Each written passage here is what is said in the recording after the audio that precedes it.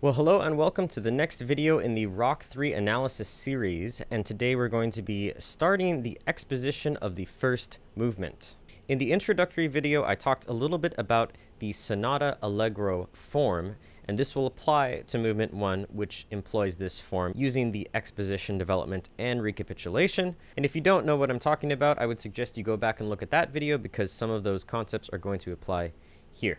Now, many pieces using the sonata allegro form have two themes in the exposition, and this is the case with Rachmaninoff's third concerto, the first theme being in the key of D minor and the second being in the key of B flat major. To begin though, as you can see, there is a very short intro that only lasts for 2 measures. So historically, in the era of Haydn, Mozart, and Beethoven, it was customary in a concerto for the orchestra to play all the thematic material, which would sometimes last 2, 3, or 4 minutes, and then the soloist enters playing those themes. Beethoven kind of broke that tradition in the 4th and 5th concerti that he wrote, and since that time, many concertos actually start with the soloist, or the soloist enters very early on in the work. This is the case with Rachmaninoff's second piano concerto, which begins with these very famous chords in the piano.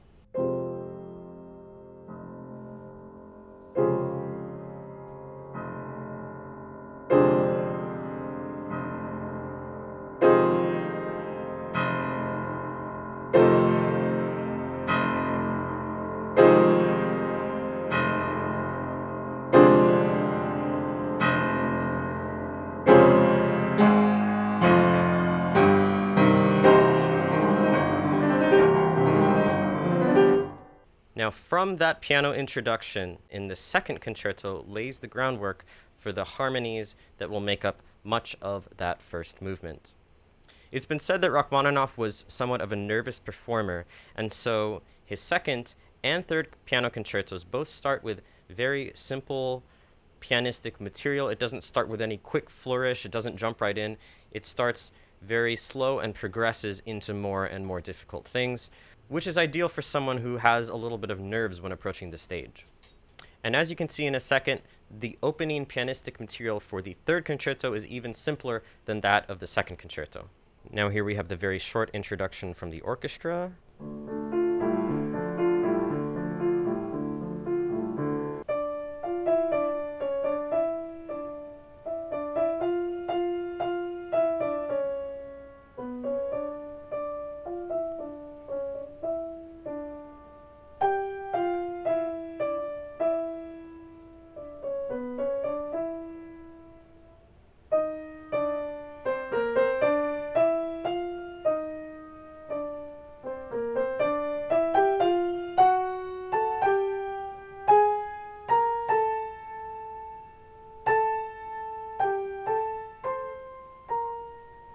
Not very high on the level of technical difficulty until that theme completes and it gets to the 16th note section. Now I need to make a correction of something that I said in the previous video, which was that Rachmaninoff based this opening theme on Russian Orthodox chants. After doing a little bit of research, I found that he in fact did not, and according to him, this theme wrote itself in his head. The reason that sometimes people say that it is based on Russian Orthodox chants, this is because it bears a striking resemblance to the Russian Orthodox chant, "Thy grave, O Savior, guarded by warriors." It's a chant that has been used and unchanged in the Vesper services of the famous Kievan-Pechersk Larva since it was founded in the 12th century. I'm just going to play the opening 4 bars so that you can hear how similar it is.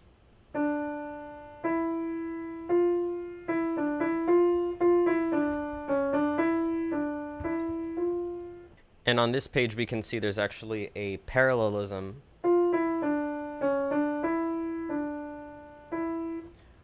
of all of those notes being the same.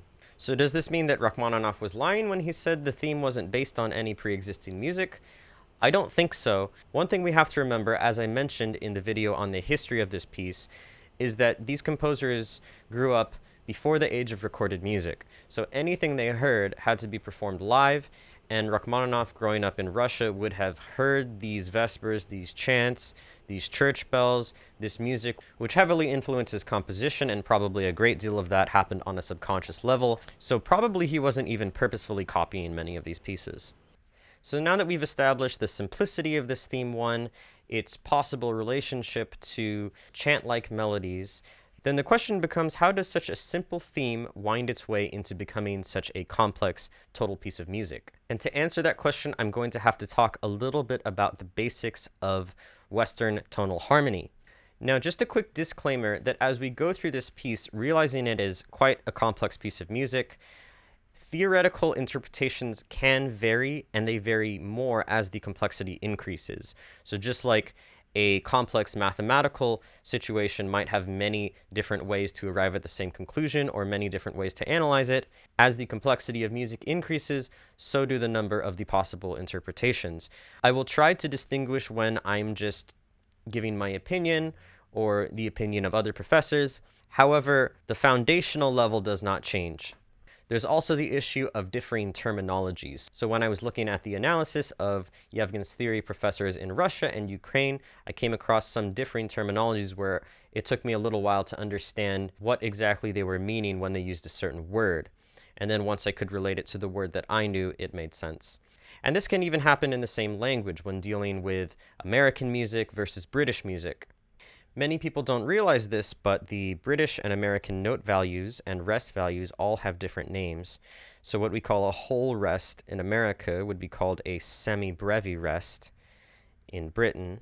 Half rest is a minim, quarter rest is a crotchet, an eighth is a quaver, 16th is semiquaver, 32nd demi-semiquaver, and 64th hemi-demi-semiquaver. Unfortunately, the confusion does not end there, as it extends even to issues such as cadences, intervals, and degrees, where in America we call a 5/1 an authentic cadence. It's called a perfect cadence in Britain, but our understanding of a perfect authentic cadence is completely different, and apparently there's no British label for that concept, and so on and so on. So I'll just try to do my best to condense everything down to its simplest form. As in Yevgen's words, which I happen to agree with, this analysis is an attempt to embrace immensity. Okay, so now on to that harmonic foundation that we were talking about. Fortunately for us, Rachmaninoff did write in that neo-romantic style, so he did still use the tonal system, not venturing into atonality, at least not in this piece at all. So we don't have to worry about any 12-tone or any advanced music concepts like that. And at the basis of all harmony, arguably this applies to not just Western music, but to the entire world, there is the tonic to dominant relationship. The tonic being the first note of the scale, and in our Western system, the dominant is the fifth note of the scale. Now, the reason why this applies not just in our system of music, but throughout the world, is because it is actually rooted in the physics of sound itself. I'm sure that most of you are aware sound is a vibration, and the faster that vibrating wave, the higher the pitch is going to be.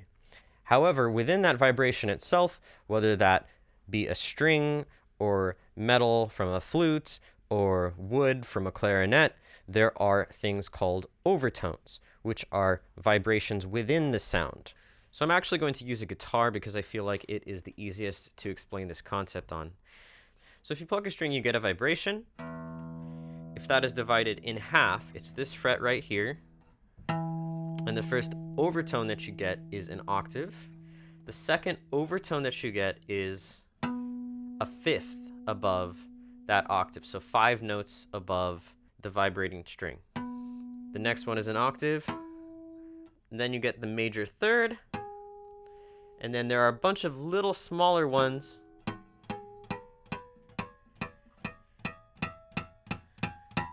that make up the harmonic series. But depending on how different cultures have divided that series of overtones, also dependent upon the instruments and the vibrations of those particular materials, there's a lot that can be said about that, but the scales differ from culture to culture until we arrive today at what we have as equal temperament. That's a rabbit hole that I'll have to go down at a different time because that's an entirely different topic. Now, at this point, you might be saying to yourself, that's really cool, Josh, but why are we talking about all the physics of music? What does this have to do with Rachmaninoff's theme? We have the tonic and we have the dominant. And one step below that is what is called the subdominant. Music often progresses in this pattern. So it starts at the tonic, goes to the subdominant, goes to the dominant, and that dominant wants it to return to tonic, just based off those overtones. And if we take it a step further and develop them into chords, which are stacks of notes on top of those fundamental notes, you get this. So now we have a 1 chord in the key of C, a 4 chord in the key of C, 5 chord, and a 1 chord. And if you rearrange the notes but keep them the same, so C, E, G becomes E, G, C, and then you have F, and you have G. There's the basis for our Western harmony. Tonic, subdominant, dominant, tonic. Now this works just the same in minor as well, except the tonic and the subdominant are going to be minor. So you have D minor, G minor, A major, and D minor again. Now this is obviously the Cliff's Notes version. There's a lot more that I didn't explain about inversions, but that's the general concept. So one of the things that a theorist tries to do when analyzing music is tries to break down all of the notes, all of the instruments, all the runs in the piano into its simplest form. This document shows a really good example of that. So here we have the piano reduction, and in the center line is the simplest harmonic explanation. So I'm going to play a little bit of this MIDI realization just so you can hear what this sounds like, but the chords in the center are very helpful in letting us determine what exactly is happening.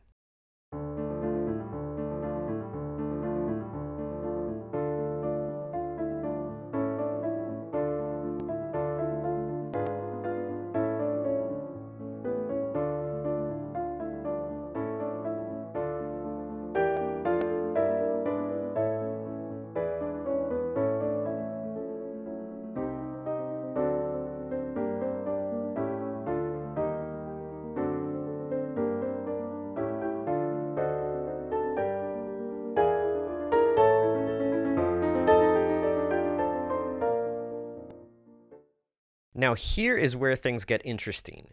Rachmaninoff chooses to insert a different chord, a G-sharp diminished chord, which is different and deviates from our tonic subdominant dominant pattern we were talking about. If Rachmaninoff was not a good composer, he could have written something like this.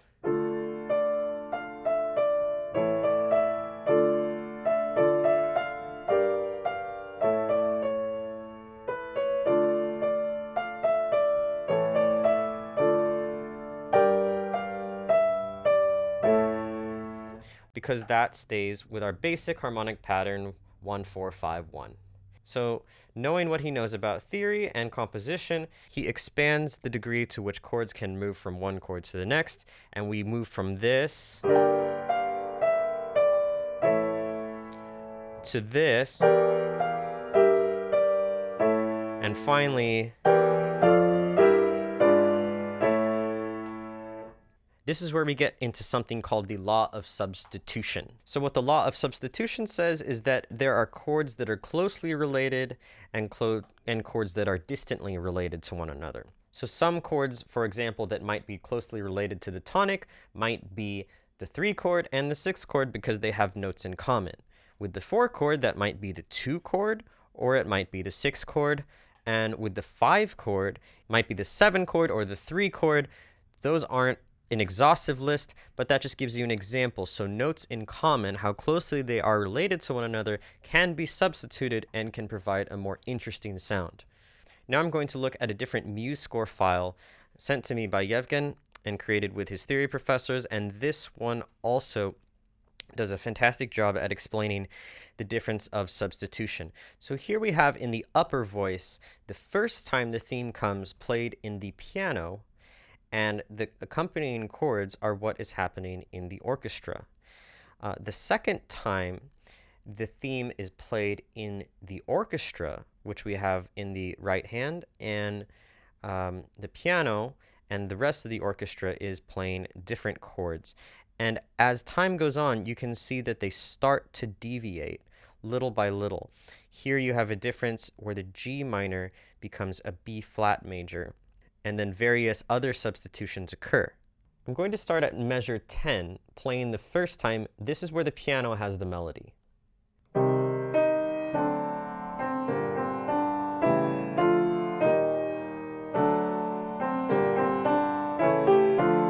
Now this right here is actually measure 38, and this is where the theme is restated in the orchestra.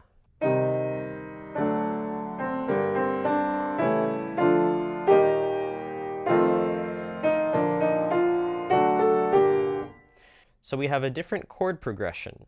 The first one being and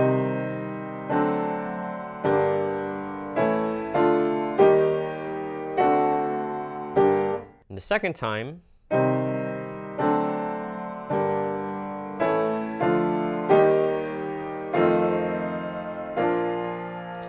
you'll notice that we land on B flat major.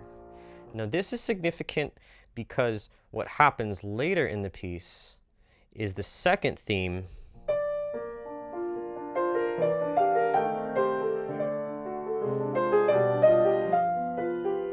which is in the key of B flat major. So Rachmaninoff very well could have played it both ways the same time.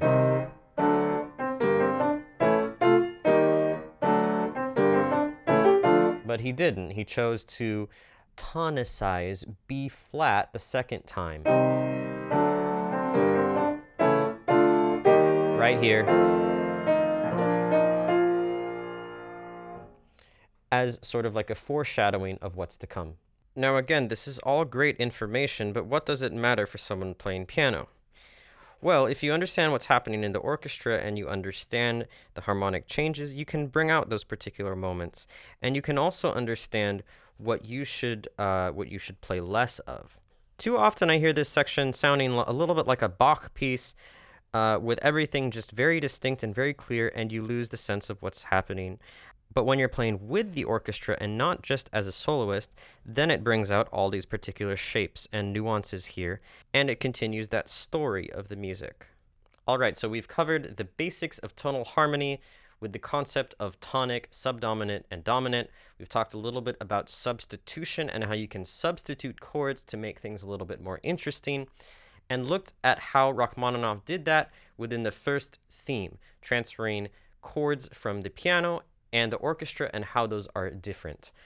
Next time, we're going to cover theme 2, how it relates to theme 1, and talk a little bit about how he switches keys with this wonderful thing called the circle of fifths.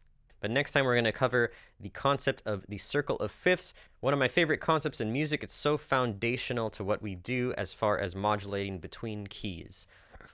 So in tracking through this sheet, we've covered briefly the intro and most of theme 1.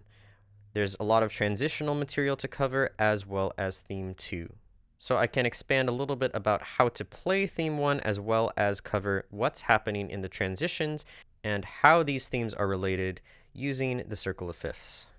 All right, everyone, hopefully this is helpful. As always, don't forget to like, comment, and subscribe. Leave me any questions that you have, and I will try to answer those as best as I can.